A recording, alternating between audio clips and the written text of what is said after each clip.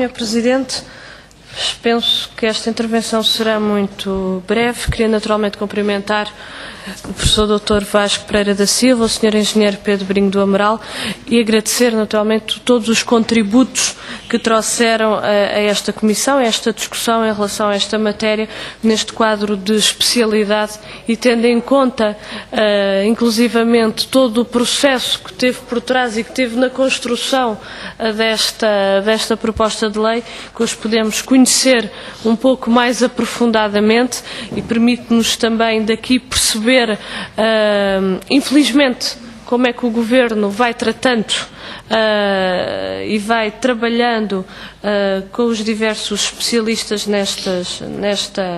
nesta área. E naturalmente todos os contributos foram muito relevantes. Eu queria nós queríamos só referir um aspecto que foi aqui colocado. De facto, a atitude que nos foi aqui transmitida de como todo este processo se desenvolveu, o relacionamento com a Comissão, depois também a própria consideração pelo trabalho dessa mesma Comissão, e não estou aqui a entrar em questões de conteúdo e das opções que foram propostas, mas penso que não é exemplo daquilo que deve ser naturalmente o trabalho e aquilo que deve ser a atitude por parte do Governo. Não poderia, perante aquilo que nós ouvimos aqui, não poderia deixar de fazer esta mesma referência.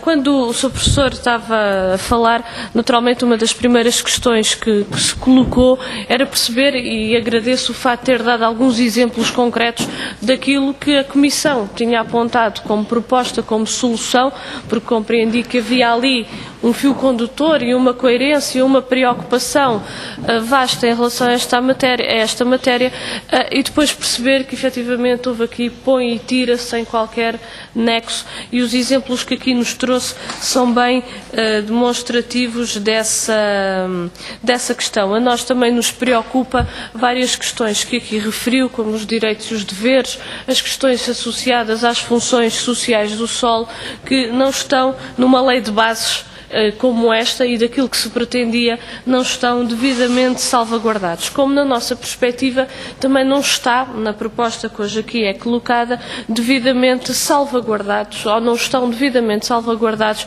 os interesses públicos em matéria de solo e em matéria de ordenamento do território e urbanismo. Entendemos que esta proposta de lei deixa muitas matérias ainda na esfera privada que, na nossa opinião, colidem com aqueles que são os interesses públicos. Algumas das questões que eu gostaria de colocar, elas são curtas, mas prendem-se com o seguinte. Aflorou aqui a questão da venda forçada. Nós temos muitas dúvidas em relação a esse mecanismo e ao mecanismo como ele está proposto, mas a questão que eu lhe queria perguntar, mais do que a sua opinião sobre o mecanismo da proposta de lei, que já percebi que também não coincide com aquilo que foi a proposta da Comissão, mas queria perguntar se, na sua opinião, ou seja, a solução que hoje existe, ou a solução ou colocando de outra forma, nós também estamos de acordo que, em questão de incumprimento dos planos e das orientações para determinada área, deve de facto haver medidas que sejam tomadas para que eles possam efetivamente ser cumpridos.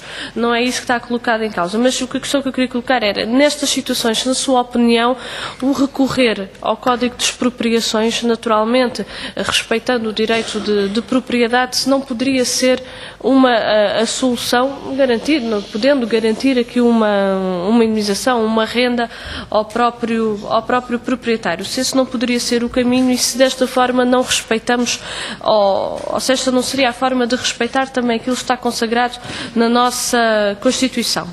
A outra questão que eu gostaria de lhe perguntar, porque esta é uma dúvida também que nós temos, é porque esta proposta de lei substitui, ou há aqui na nossa perspectiva, uma desvalorização dos planos, ao transformar muitos dos planos em programas.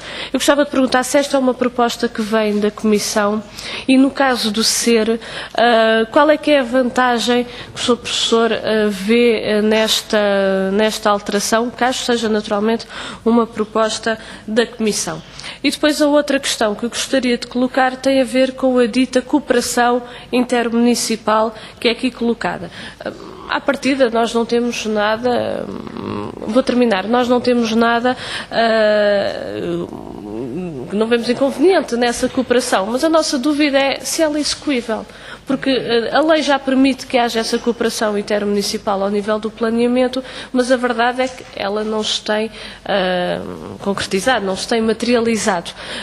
Esta proposta de lei, como dá tanta força a essa solução, eu gostaria de efetivamente perguntar se ela é algo que pode efetivamente ser execuível e ser uma realidade no nosso país. Sr. Presidente, eu queria referir, eu infelizmente estive nesta parte da reunião, mas hoje, como há muitas comissões, temos esta dificuldade de estar em várias comissões. Eu infelizmente não vou poder ficar para as respostas, mas vai ficar aqui o meu camarada Miguel Tiago, que transmitirá